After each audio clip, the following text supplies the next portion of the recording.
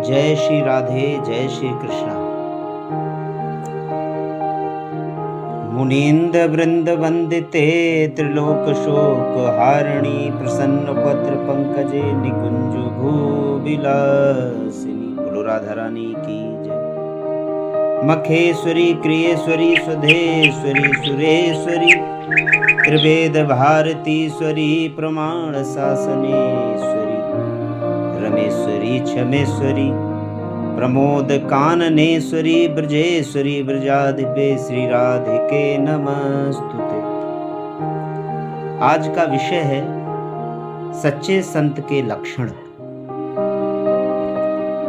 वृक्ष कबहु नहीं फल भखे कि नदी न संचय नीर, परमारथ के कारणे साधुन धरा शरीर।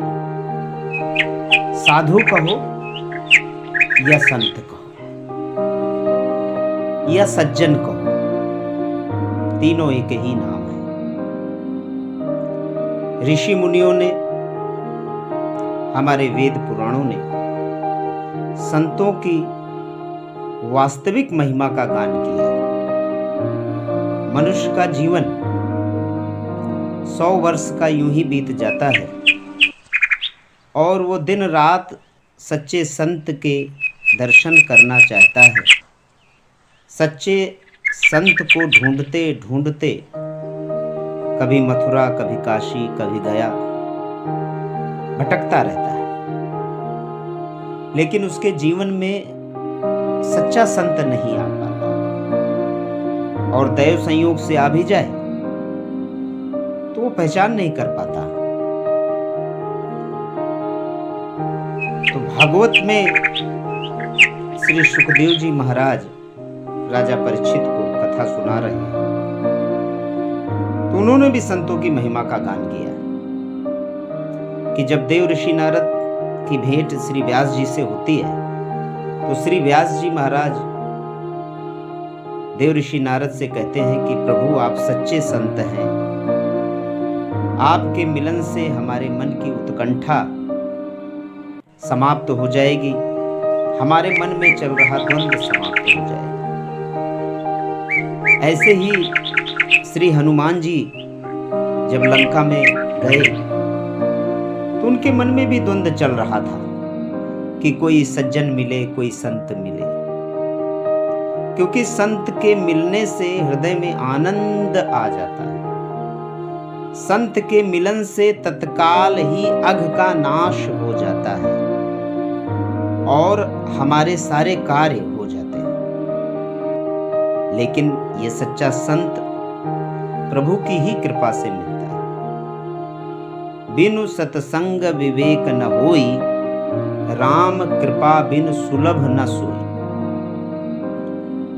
सच्चे संत सच्चे सज्जन के लक्षण वेदों में कहे गए हैं।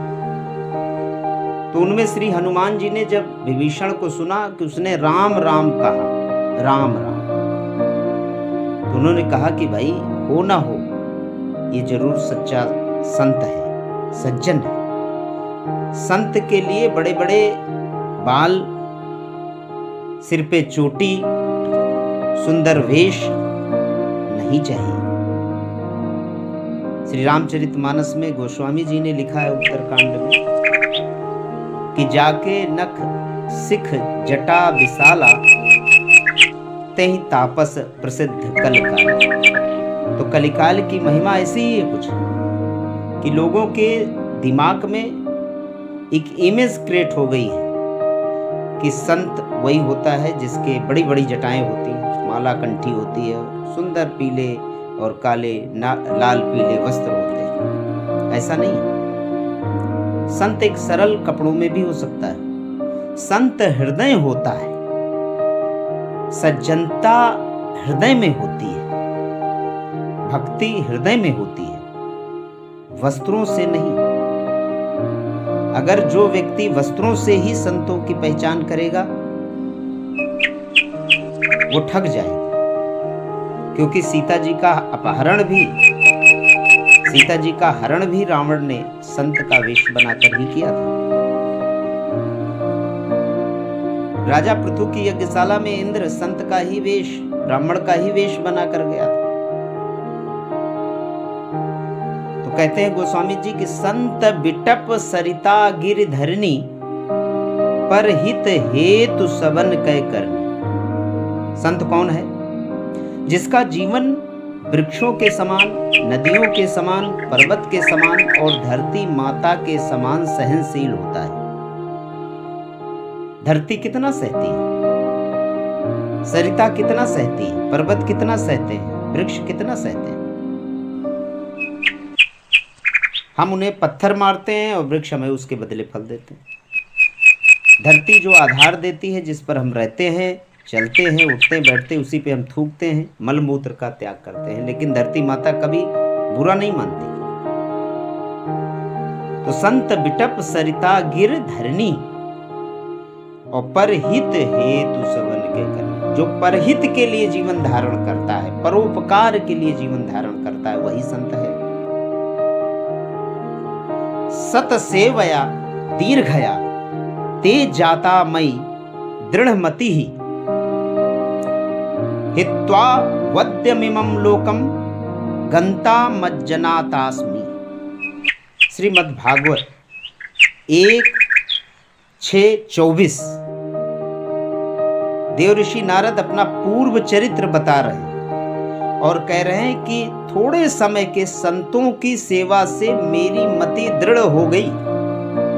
संतों की सेवा से मति दृढ़ होती है, क्योंकि कुमार्ग और मार्ग, निवृत्ति मार्ग और प्रवृत्ति मार्ग, अच्छाई और बुराई, ज्ञान और अज्ञान, इनकी जो जननी है वो संगत ही है। अजामिल ने वन में एक उल्टा स्त्री का संग किया, मति भ्रमित हो गई। देवऋषि नारद ने अल्प समय तक सत सेवया दीर्घया ते जाता मई दृढ़मति, कह रहे हे व्यास जी महाराज, मैंने अल्प समय के संतों की सेवा से मेरी मति दृढ़ हो गई और मैं लोकों में प्रभु के नाम की वीणा बजाता हुआ विचरण करने लगा। अर्थात ममता मोह से मैं परे हो गया। लोक परलोक दोनों की जिज्ञासा का जो त्याग करा दे, जो सत और असत के बीच भेद बता दे, वही संत है। उसका स्वयं का जीवन ऐसा ही होता है, क्योंकि वो बताएगा वही जो उसके जीवन में स्वयं होगा। जो हमारे पास होगा वही तो हम आपको देंगे। तो इस प्रकार से संत का हृदय कितना निर्मल होना चाहिए, हमारे महापुरुषों ने उसका व्याख्यान किया। संत हृदय नवनीत समान, कहा कबिन पर कहे न जाना। संत का हृदय तो नवनीत के समान होता है। नवनीत का मतलब होता है जो तुरंत निकाला हुआ मक्खन होता है, वो नवनीत कहा जाता है।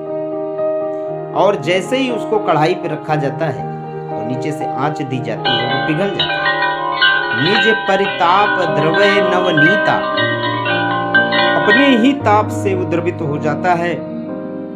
और पर दुख द्रमय संत सुपनीता, और संत वो है जो दूसरों के दुखों को देखकर द्रवित हो जाता है, अर्थात उसका हृदय पिघल जाता है। किसी के दुख दर्द को बांटता है तो गाता नहीं है, पर दुखे उपकार करे सो मन अभिमान न माने रे। वैष्णो जन तो से मैं कहिए जे पीर पराई जाने रे। अपने दुख को तो सब जानते हैं, लेकिन किसी दूसरे के दुखों को जानना और उसको जानकर हंसना नहीं, उसको दुख दूर करने की कोशिश करना। जैसे कि भक्ति के दुख को निवारण के लिए देवऋषि नारद ने कितना प्रयास किया, उन्हें उसको देखकर बड़ा कष्ट हुआ, और भक्ति के कष्टों को निवृत्त करने के लिए देवऋषि नारद ने उद्योग किया, और अंततोगत्ता उसमें वो सफल भी रहे। इसलिए श्री व्यास जी ने देवऋषि नारद को संत कहा। तो इस प्रकार से संतों के लक्षण होते हैं जिनसे हमें ये पहचान कर लेनी चाहिए कि ये संत है या असंत है। संत श्री हनुमान जी ने विभीषण को माना, प्रहलाद जी संत थे, तुलसीदास जी महाराज संत थे, मीराबाई संत थी, सूरदास प्रभु संत थे, क्योंकि इन्होंने जीवन में जो कुछ भी कर्म किए वो सदैव दूसरों के लिए किए, अपने लिए तो जिया ही नहीं। जो स्वयं के लिए जीता है वो मनुष्य होता है, और जो दूसरों के लिए जीता है वो संत है। तो राम राम ते सुमिरन कीना, हर्ष हृदय कपि सज्जन चीन्हा, और यही सन हठ करिहो पहचानी, साधु ते होए न कारज हानि। क्योंकि साधुता और सज्जनता अगर मिल जाए तो जीवन सुखमय हो जाता है, और हमारे जीवन की समस्त व्याधियां त्रिताप नसावें, त्रितापों का समन कर देती है। संत मिलन सम सुख जग नाही। असंतों का मिलना कष्टदायी होता है और संतों का बिछड़ना कष्टदायी होता है। हमारे जीवन से कोई संत निकल जाए, हमारे जीवन से गुरु निकल जाए, हमारे जीवन से माता पिता का साया उठ जाए, हमारे जीवन से बड़ों का साया उठ जाए, तो हमारा जीवन दुष्कर। तो हम सभी को अपने जीवन में खोज करनी चाहिए कि एक सच्चे संत के दर्शन हो, और संतों के दर्शन से तत्काल ही हमें भगवत प्राप्ति हो जाती है, क्योंकि हमारा जीवन परोपकार में लग जाता है। भगवत प्राप्ति अर्थात परोपकार। भगवान ने हमें ये मनुष्य योनि दी है परोपकार के लिए। परहित सरिस धर्म नहीं भाई, पर पीड़ा सम नहीं अगमाई। परहित से बड़ा कोई धर्म नहीं है, और दूसरों को पीड़ा देने से बड़ा कोई पाप नहीं है। लेकिन बिन श्रद्धा धर्म नहीं होता, बिन श्रद्धा भक्ति नहीं होती, बिन श्रद्धा भजन नहीं होता। तो हमें संतों के प्रति श्रद्धा रखनी चाहिए, संतों के प्रति समता और ममता का भाव रखना चाहिए, और उनमें संतों के गुणों की छानबीन तो जरूर ही करनी चाहिए, क्योंकि कलयुग में अनेक ऐसे संत के रूप में पाखंडियों का प्रादुर्भाव हो गया है, जिससे जीव ये समझ नहीं पाता कि मैं क्या करूं, और बाद में वो पाखंडी उन्हें ठगते हैं, फिर वो रोता है, और वो फिर सभी संतों को गाली देता है। तो आज का हमारा विषय यही था कि संत क्या है।